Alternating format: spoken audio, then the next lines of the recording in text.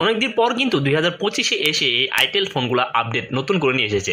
অর্থাৎ বাজারে যখন সিম্ফনি এবং কি পাশাপাশি স্যামসাং, ওপ্পো, রিয়েলমি এই ফোনগুলো যখন তারা নতুন নতুন আপডেট দিচ্ছে, ঠিক সেই সময়টাইতে কিন্তু 2025-এ এসে এই আইটেল যে আর কি ওল্ড ভার্সন যে ফোনগুলো ছিল সেগুলো কিন্তু আপডেট নিয়ে এসেছে।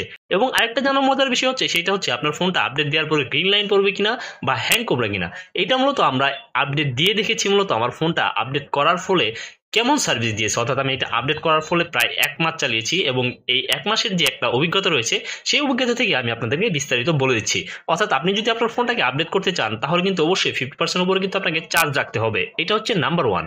দ্বিতীয় যে কাজটা করতে হবে সেটা হচ্ছে আপনার ফোনে অবশ্যই অবশ্যই ওয়াইফাই কানেক্ট দিয়ে দিবেন। আপনি কখনোই ডাটা কানেকশন দিয়ে আপডেট দিতে যাবেন না। অর্থাৎ আপনার আপডেট করার সময় ফোনটা কিন্তু ওভারহিট হয়ে যায় এবং ডাটা কানেকশন দিলে আরো ওভারহিট হওয়ার সম্ভাবনা রয়েছে। তৃতীয় যে কাজটা করতে হবে সেটা হচ্ছে আপনার ফোনের ফোন স্টোরেজকে খালি রাখতে হবে।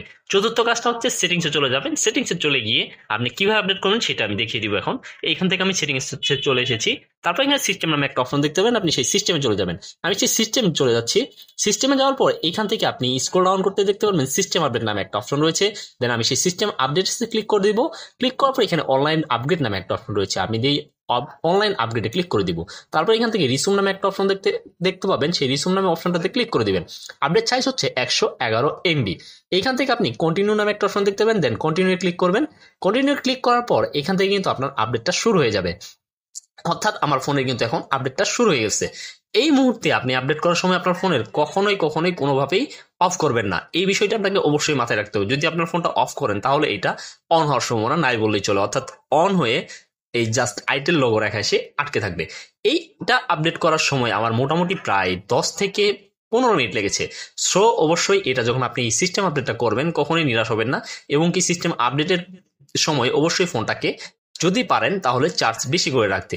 আমি আমার এখান থেকে সিস্টেম আপডেট ডাউনলোডিং সিস্টেম আপডেটটা করছি, কিন্তু সেটা হচ্ছে আমার এখানে যেহেতু 1% চার্জ রয়েছে, এই ফোনটাতে চার্জ নেই। আমি এটা আপডেটে রেখে দিব এবং কি চার্জ হওয়ার পর আমি এটাকে ইনস্টল করব। অর্থাৎ আমার ফোনের ফাইলটা ডাউনলোড হচ্ছে এখন। অর্থাৎ ডাউনলোড কমপ্লিট হয়ে যাওয়ার পর কিন্তু এটা ইনস্টলিং হবে। এই যে দেখতে পাচ্ছেন সিস্টেম আপডেট ইনস্টলিং। এটা হওয়ার জন্য আমাকে অবশ্যই 50% উপরে চার্জ থাকতে হবে। আমি একটা চার্জ দেওয়ার পর আমি এটার অভিজ্ঞতা যেটা আপনাদের সঙ্গে এক্সপিরিয়েন্স শেয়ারটা করছি সেটা হচ্ছে এই ফোনটা মূলত আপডেট করার পর তেমন কোনো হ্যাং সমস্যা হয়নি এবং আপনি চাইলে এটা মোটামুটি আপডেট দিতে পারেন এই সময়েও।